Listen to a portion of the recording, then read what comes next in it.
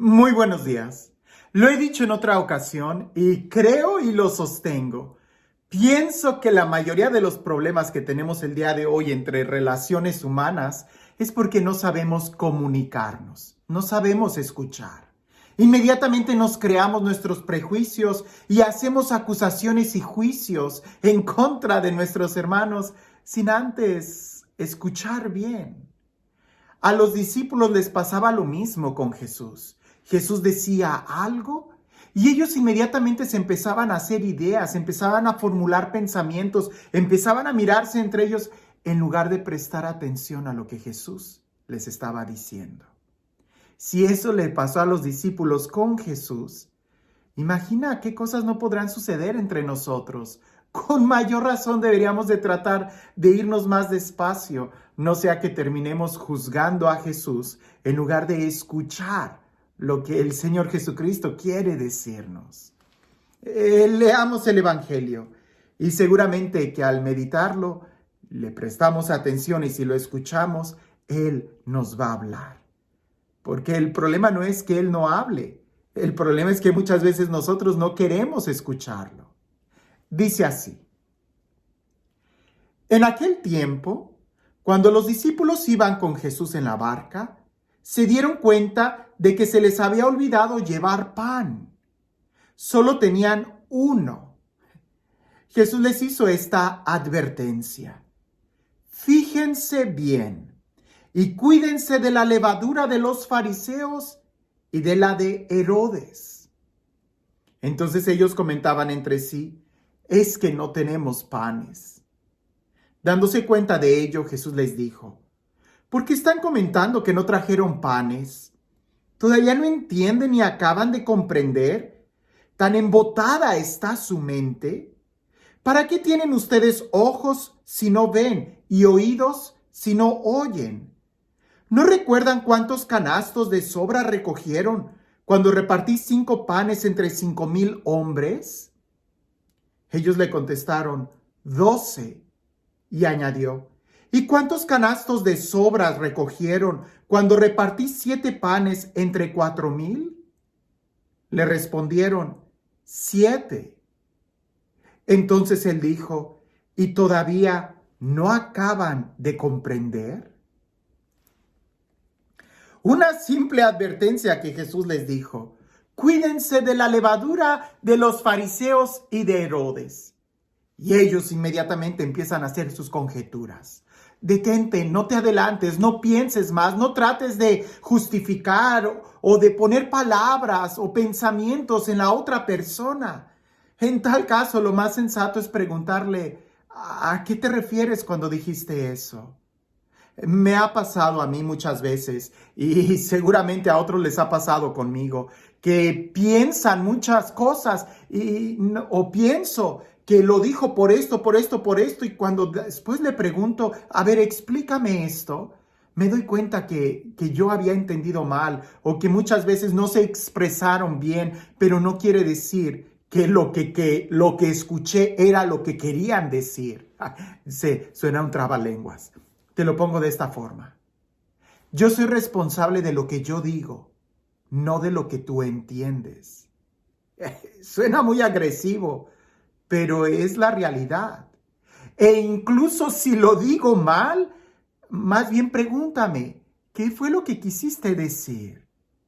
Pensemos en este ejemplo de los discípulos con Jesús, porque siempre es mucho más fácil analizar un caso ajeno al nuestro para poder aprender y poder aplicarlo en nuestra vida. Los discípulos están en el barco y ellos traían sus propias limitaciones. Limitaciones tan claras que se les había olvidado traer pan. Solo había uno. Pero eso a Jesús no le importa. Jesús podía multiplicar el pan. Lo que Jesús les dice es una enseñanza muy profunda. Cuídense de la levadura de los fariseos y de Herodes. Y este lenguaje de levadura de los fariseos y de Herodes va mucho más allá que pensar que los fariseos tienen una compañía de Rexall y que Herodes se dedica a vender pan. Por supuesto que no. De lo que está hablando es de la levadura de los fariseos, es como del pensamiento, de los sentimientos legalistas, como eran los fariseos. que a veces ese pensamiento o ese sentimiento cuadrado y rígido entra a nuestra mente y entra de una manera tan sutil que se va haciendo grande como la levadura. O el pensamiento, la levadura de Herodes, que pudiera simbolizar la del hedonismo, la del placer, que tú dices, ay, no pasa nada, ahorita nada más esto, como por ahí dicen, una canita al aire, y ya después tienes un gran problema. Es que estos dos extremos, la de legalismo, a veces entra como algo bueno y ya cuando no te das cuenta ya estás todo cuadrado por dentro, todo inflexible, todo rígido y no le das la oportunidad al Espíritu Santo de ser creativo. O también puede ser el otro extremo, que nos gusta tanto el sensacionalismo, el sentimiento, que entra a nosotros la levadura de Herodes, del hedonismo, del placer. Y parece que entra como algo bueno, pues sí, Dios nos hizo de esta manera para que sintamos. Cuando ya menos te das cuenta, estás todo lleno de sentimientos, todo dramático y todo herido y lastimado. ¿Son estos los únicos dos extremos que existen? No, el otro extremo también lo tenían los discípulos. Pues ante la advertencia de Jesús, ellos empiezan a pensar en el materialismo, en la levadura que ellos traían, ser materialistas quizás. Es que lo dice porque nada más traemos un pan. Jesús no está hablando de cosas materiales. Ese también puede ser otro extremo. Por supuesto, tenemos que tener el balance y pareciese que en el balance está la virtud, en el equilibrio está la virtud, en la justicia está la virtud.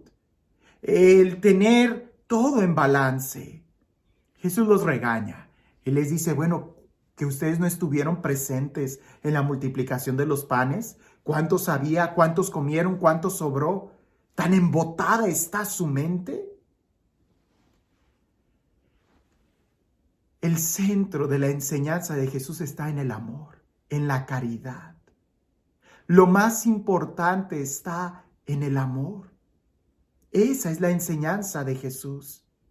Y el amor puesto en práctica, que hay que tratar de entender, comprender, ser solidario con el hermano. Y cuando yo vaya a hablar con amor, cuando hable con el hermano. Pero si yo me pongo en mi trinchera, en mi pensamiento, voy a estar en el extremo y voy a caer o en el legalismo o en el hedonismo o en el materialismo o en cualquier otro ismo que nos aísle de acercarme al hermano.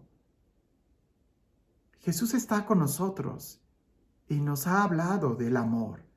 ¿Será que nuestra mente está tan embotada que terminamos yéndonos a un extremo en lugar de entender la enseñanza de amar al prójimo así como Él nos ha amado?